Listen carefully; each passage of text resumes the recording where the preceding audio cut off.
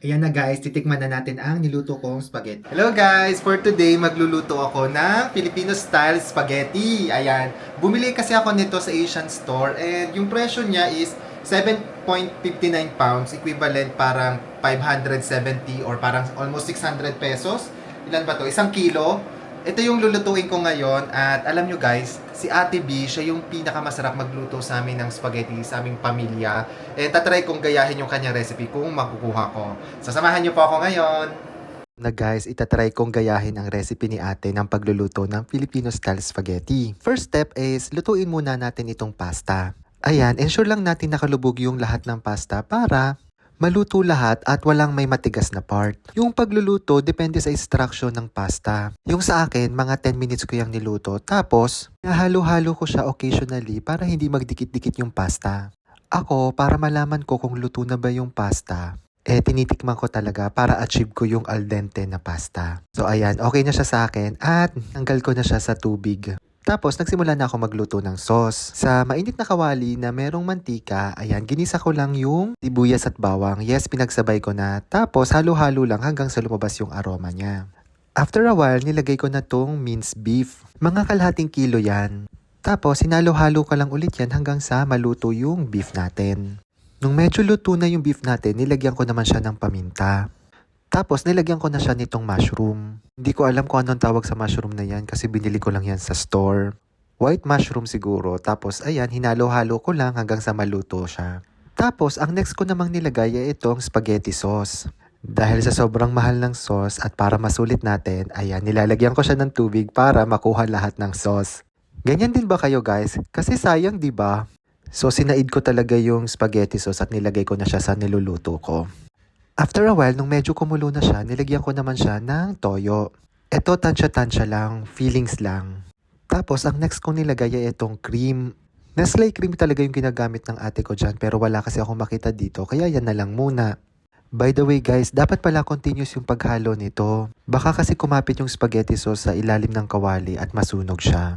Tapos, ang next kong nilagay ay itong banana ketchup. Tansya-tansya lang din yan. Tapos, sinunod ko naman itong cheese whiz. Tapos ayan, halo-halo lang ulit. Basta lagi nyo dapat siyang hahaluin ha. Tapos nilagyan ko na rin pala siya ng sugar. Mga 2 teaspoon para lang pambalanse sa asim ng spaghetti sauce. At saka alam nyo na, di ba kapag Filipino style, medyo matamis-tamis, di ba? Tapos halo-halo lang pala yan. Yan na yung last na ingredient. Mga 10 minutes ko pala yung hinalo-halo hanggang sa maluto yung spaghetti sauce. Tapos syempre, huwag kakalimutan na tikman yan. Para just in case na may kulang sa lasa, pwede pa nating i-adjust. So, nung tinikman ko yan, medyo nakulangan ako sa alat. Kaya, ayan, dinagdagan ko siya ng toyo. Tapos, eto, nagsandok na ako para kumain. Sana cheap, sana kasing sarap nung kay ate. Tapos, mas masarap to kung lalagyan natin ng cheese. So, meron ako ditong Eden cheese. Galing pa tong Pilipinas.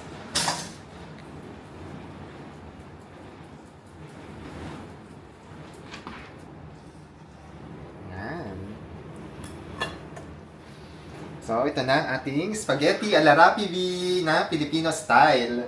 Tapos, mas masarap siya kung merong Habibi Collagen. Watermelon itong pinili ko. So, tikman na natin, tingnan natin kung masarap. Ayan na guys, titikman na natin ang niluto kong spaghetti. Alam nyo guys, wala itong hotdog. Alam mo, mas masarap to kung merong tender juicy na hotdog dito. Kaya lang, alam nyo, sobrang mahal ng hotdog dito. Yung 1 kilo, parang aabot siya ng 2,700 pesos. Imagine ganun kamahal. Kaya, pag nandito ka daw sa UK at kumakain ka ng tender juicy hotdog, ano ka, confirm na mayaman ka kasi ang mahal talaga niya.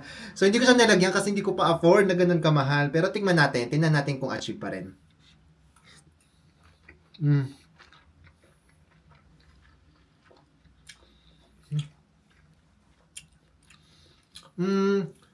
Masarap siya. Gusto ko yung pasta very al dente. Pero yung lasa, hindi ko pa kuha katulad nung kay ate. Siguro, dahil may mga kulang akong ingredients. Kasi iba yung cream na ginamit ko, tapos wala akong hotdog. Pero all in all, masarap naman siya and okay na siya. Lalo na dito na very limited lang yung ingredients. Pero okay na rin siya and lasang-lasang Pinoy na rin. Pwede na. So, yun, pasok siya sa akin. And ayan, thank you po sa pagsama sa akin ngayong vlog. Sana may natutunan kayo sa akin sa pagluluto ng spaghetti. Thank you po! Bye-bye!